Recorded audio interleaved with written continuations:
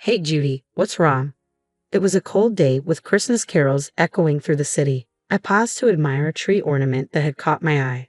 My husband, his breath visible in the chilly air, turned his head to look at me from a few steps ahead. He smiled softly, his ears flushed from the cold. I adored the way he looked at me. Nothing. Let's head home and have dinner. I've made a hot stew for this particularly cold day. Sounds great. Laughing, we held hands and strolled down the street. A familiar Christmas tune drifted into my ears. I'm Judy, I began, and what I'm about to tell you is a rather strange Christmas miracle I experienced a few years ago, and the story leading up to it. You're late. Before I could respond, I flinched at the sharp edge in my husband Dan's voice. Where have you been? I just went to the closest deli, I replied, trying to stay calm. It was mid-December, and it felt like snow was imminent. I'd been chased out of the cold without my coat a short time ago. Are you trying to fool me? I'm the breadwinner of this household. When I come home, I expect dinner to be ready and served. Can't you even manage that? He glared at me displeased as he looked at the dinner. No hot sauce. How can you eat chicken wings without it? Don't mess with me. His harsh scolding made me rush out of the apartment with just my wallet and return with the hot sauce. As I gasped for breath, he grew even more irritated. Delhi, are you crazy? Isn't it cheaper to buy at a supermarket? He pointed at the hot sauce, rolling his eyes. You have no sense of budgeting. I couldn't help but retort, of course, I buy groceries at the supermarket, but it's far away. I told you earlier, it slipped my mind today. Anyway, you get upset if the food gets cold. That's why I went to the closest shop. I did forget to add it to my shopping list, but I was sure the chicken wings would taste fine even without it. I didn't understand why he was so angry. His frustration seemed unrelenting. Where's your apology? I did apologize earlier, didn't I? What's with your attitude? My retort only fueled his anger further. He continued to yell for another hour. Who wants such stale food now? In the end, he flipped the plate of chicken wings and stormed out to get dinner elsewhere. A few days later, while cleaning my parents' house, which was up for sale, I visited an old lady in the neighborhood whom I called Grandma. Listen, Grandma, I said, your prediction was off this time.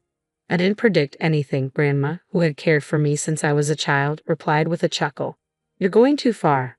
No way. Everything you predicted since I was a kid came true. If they weren't predictions, then they were prophecies, I said with a wry smile. Remember when you told me not to go to the mall? There was a lightning strike that nearly burned it down. Another time, when I planned to relax at home, you advised me to go out because it would be sunny. Reluctantly, I went out and found my house had been robbed. If I had stayed home, I would have had to confront the robber. I shivered at the memory. The robber was later caught with a knife, and the thought of what might have happened if I'd been home made me cringe. Despite her dismissive attitude, Grandma listened as I spoke with seriousness. I don't think I would have been prepared for my mom's illness if he hadn't told me, especially since she was my only family. My mom always said that you gave her peace of mind. You had told her that I would be blessed with something wonderful on a Christmas not far away. It brought her comfort to know that I would have a bright future before she left me. She shared this with me from her hospital bed. It was a ray of hope for her, and seeing her contented was a testament to her love for me. So when Dan proposed to me on Christmas Day, I thought it was just as you had predicted. I met him through a mutual friend. At first, he seemed like a humble and gentle guy. But once we got married, his true colors showed. He became an arrogant husband. Like the hot sauce incident, he got upset over trivial matters. He complained that the food was too cold and the salad was lukewarm, even though he had ignored the food for a long time, playing on his phone. It wasn't just about food. He criticized nearly everything I did. How I cleaned the apartment, washed the clothes. Nothing seemed to please him. It made me feel trapped and suffocated. I didn't want to go back home to him. I went to Grandma, feeling a sting in my nose as I spoke. Now, it's almost sunset. Don't you need to go back and cook dinner? Grandma said, urging me with a glance at the sky. Feeling softly rejected, I stood up slowly.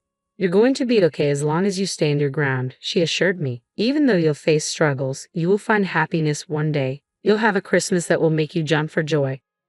So just live honestly and stay true to yourself. God is watching. Her words softened my heavy heart. I turned around, contemplating her reassurance. Is it a prophecy? I asked. Let's see. I'm just an old woman, she replied with another ambiguous smile, leaving me puzzled. Maybe if I put in more effort, it might change. I decided it might be too early to judge her original prediction. But as I went about preparing dinner, ironing my shirt, and dealing with Dan's hostility, things only worsened. It had been less than a year since we married, and already he took it for granted to order me around. He was constantly grumpy and overbearing, never offering a kind word. One night, he stormed in, his anger palpable. "Who do you think you are?" he snapped. "Why did you leave me waiting outside? I have to microwave my food now. God damn it, your laziness is infuriating." I sighed in frustration. "I had a co-op meeting tonight. I'd even left a note on the table for you." "Shut. That's no excuse for lazy cooking," he yelled. "What do you mean you didn't cut corners?" I prepared the main course and sides as usual, but to him, if it wasn't freshly cooked, it was considered cutting corners. His logic was skewed and his demands were unreasonable. "You should always come before anyone and anything," he insisted. "I've been telling you, you're my wife, and you must obey me." His incomprehensible demands left me stunned. He stood on his dignity, proclaiming, "You have no family or relatives and can't live on your own. A scum like you should just shut up and worship me. If you can't, I'll divorce you." His smirk seemed to reveal that he was merely relieving his stress by making me submit. "Anyway, give me a foot massage." I tried my best to restrain myself from snapping back. I knew that would only make him angrier. Besides, I had nowhere to go in the midst of the sleet at night. So reluctantly, I sat on the floor and began the massage. My life continued in this oppressive pattern until one day, while grocery shopping, I suddenly fainted from excruciating pain and had to be rushed to the hospital by ambulance. As the doctor explained my condition, I felt my mind go blank. "This virus is transmitted through sexual intercourse," he said. "I had your husband tested as well. Both of you are infected. You didn't realize it because there were no symptoms." He continued, "Unfortunately, you'll need surgery, and I'm very sorry to say this, but the chance of conceiving in the future seems extremely unlikely." Dan quickly followed the doctor, and I was left grappling with the devastating news. I couldn't have a baby. As I repeated the doctor's words to myself, my mind was slowly overtaken by darkness. Desperate for more information, I tried to follow the doctor and Dan with my unsteady legs. "Wait, doctor, Dan," I called out, but I froze when I overheard their conversation. "So, everyone out there needs to get tested?" Dan asked. "Exactly. They must be treated all at once, otherwise, it's pointless because it keeps coming back," the doctor replied. "Would they know what the test is for?" "Of course," Dan said persistently. I listened in despair as the conversation unfolded. It turned out Dan had been seeing at least 3 girlfriends and was still involved with one of them.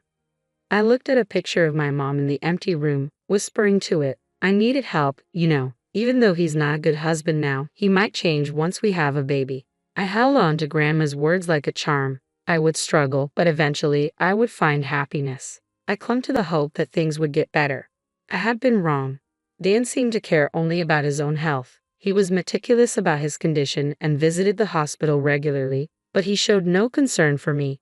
Having lost my parents, I yearned deeply for a family of my own, a husband, children, and a home filled with love. Tears streamed down my face as I clutched a picture of my mom in my hands. "Mom," I sobbed, my voice breaking as I tried to stifle my cries. Suddenly, Dan burst into the room, his anger palpable. "What are you doing wasting your time? You haven't even prepared dinner," he snapped. He threw the divorce papers down onto my head as I sat there, stunned. "Here are the divorce papers. This is your punishment for neglecting your duties and disobeying me." His voice was harsh and his demeanor was deranged. "You're so irritatingly depressing. I'm ready to divorce you at any time. It's no problem for me, but you're the one who will be in trouble. Instead of slacking off to your duty if you don't want a divorce." "I'm not slacking off," I protested, but he was already cutting me off. "Oh, and there's one more punishment," he said with a smirk. "I'm not giving you living expenses this month. Consider this a chance for you to reflect and change your attitude. Know your place. If you disobey me, it'll be divorce." After he finished, he left the room, looking strangely refreshed. The word divorce echoed in my mind as I stared at his signature on the papers. I took a deep breath, wiping away my tears from the picture frame. "Mom, I've decided," I said quietly, resolve hardening within me. I spoke softly to the picture of my smiling mother, asking her to watch over me. Then, I kept quiet and carried on with my life. For a while, Dan continued to treat me like a servant, venting his anger on me regularly. I argued back occasionally, but mostly I endured in silence. One day, as Dan began his usual tantrum, complaining about the lukewarm salad and cold stew, I sighed inwardly and resolved to follow through with my plan. You remember the deal, right? If I don't obey, it's divorce, I said. Right, you remember that at least, he sneered. If you don't want me to leave, reflect on your stupidity. He leaned back in his chair, smirking. You're a bit weak upstairs, aren't you? What? I replied, astonished. Did you just say that? He blinked in surprise at my response. What did you just say? Repeatedly saying divorce doesn't mean you're making a valid point, I said, unimpressed. Your lack of vocabulary is quite sad. What the heck? Let's just get a divorce, I said calmly. I'm perfectly fine with it. I'll be a stranger to you, just as you wish. Are you serious? He stammered, his mouth agape. I smiled and delivered my farewell, watching as his anger faded into confusion. I had already moved all my belongings out. If there's anything you don't need, just throw it away. Goodbye. I removed the apron I had bought when we got married, folding it neatly and placing it on the counter with the house keys on top. I gave him one last look and walked out of the house with my suitcase. What the heck is going on? His voice trailed after me, snapping him out of his daze. I ignored him, a sense of freedom washing over me. Yay, I'm free, I thought, heading towards my parents' house where I planned to live again. A year had passed since the divorce was finalized, yet Dan continued to contact me. His messages were relentless, pleading for apologies and offering to take me back. I had turned off notifications and ignored his nonstop texts, which were a new experience for me, given how little communication I had during our marriage. I decided to have one last face-to-face meeting with Dan at his parents' house. Why have you been ignoring me? Dan asked, trying to maintain a calm demeanor in front of his parents. I've been texting you, but you never replied. Oh, I turned off notifications from you, I said coolly. Why? Was it really that annoying? Yes, it was. Dan's face flushed with anger. So, what do you want to talk about? I responded with deliberate annoyance, watching as his frustration grew. What's with the attitude in front of my parents? What are you trying to prove? Dan's voice rose, but he quickly reined it in, glancing nervously at his parents. I'm sorry, he muttered, a rarity for him, especially during our marriage. I stifled a smile, surprised he knew how to apologize. I kept my tone steady and moved the conversation along. What exactly do you want to discuss with your ex-wife? You divorced me, remember? Dan looked puzzled, his anger momentarily replaced by confusion. Hold on, why are you acting so calm? Aren't you struggling after the divorce? How are you managing? He spoke as if he genuinely cared, yet he had never bothered to check on me, even though he knew where I was. If you want to get back together, I'm open to it, he said, his voice carrying a hint of hope. Doesn't that make you happy? Not at all, I replied, barely containing a laugh at his misplaced confidence. It doesn't make me happy, nor does it help me in any way. I'm doing well on my own. Your contribution of $500 a month wasn't enough to cover our needs. You're the one struggling without me. The expenses I used to cover are gone, and I'm much more comfortable being alone now. I shook my head, dismissing the idea. I don't see the point in getting back together after enjoying my newfound freedom. I feigned confusion as Dan's frustration became evident. What are you talking about? I was supposed to be a housewife, right? But why are we discussing finances? Dan shifted uncomfortably, clearly unsettled by the presence of his parents. Listen, Dan, stop acting like a child caught in the act. There's no need to put on a show for them. They know all about your secrets. Secrets? What are you talking about? Dan asked, his curiosity piqued. I signaled him to be quiet and prepared to reveal the truth. You're mistaken if you think I was just a housewife. Remember, I lived abroad because of my late father's work. I used the German. I learned to translate documents at home. The bookshelves were filled with materials and manuscripts which I used to hide recording equipment. Wait, recording? Dan was stunned. His father presented the evidence, showing all the recordings of Dan's mistreatment. The videos laid bare his behavior, and Dan's parents were visibly distressed, apologizing to me and expressing their shame for raising him.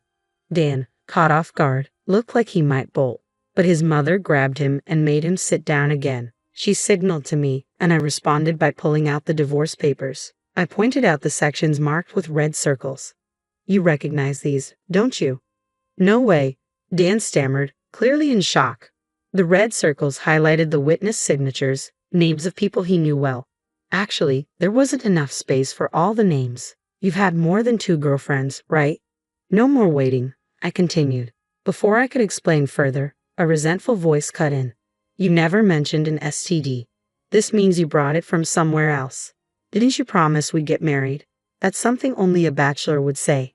The argument escalated. You're not just a villain to us, but to all women. You're the #1 public enemy. You're finished. Surrounded by his former girlfriends, Dan crumbled to the floor as his parents looked on with exaggerated sighs. I had hired a private detective to investigate his girlfriends and had secretly contacted them. I also informed my ex-in-laws about everything. The result was chaos. Your game is up now, I declared. We're demanding compensation for the distress you caused. Dan worked for a company owned by a relative of his mother, so his payments were deducted from his salary to prevent him from escaping his obligations. Under strict supervision, he faced a long period of compensation payments. 6 years have passed since then. I was walking down the street on a cold day, Christmas songs playing everywhere, when a tree ornament caught my eye. My husband, his breath visible in the chill, looked back at me with a soft smile, his ears red from the cold. Our little girl, cheeks rosy, was nestled in his arms. I couldn't help but think about how Grandma's prediction came true. My current husband is surprisingly the brother of one of Dan's former girlfriends. After meeting him by chance and connecting over our shared experiences, he has been a source of comfort and joy. If not for what happened with Dan, I might never have met my current husband. Grandma's words about struggling but finding happiness have proven true.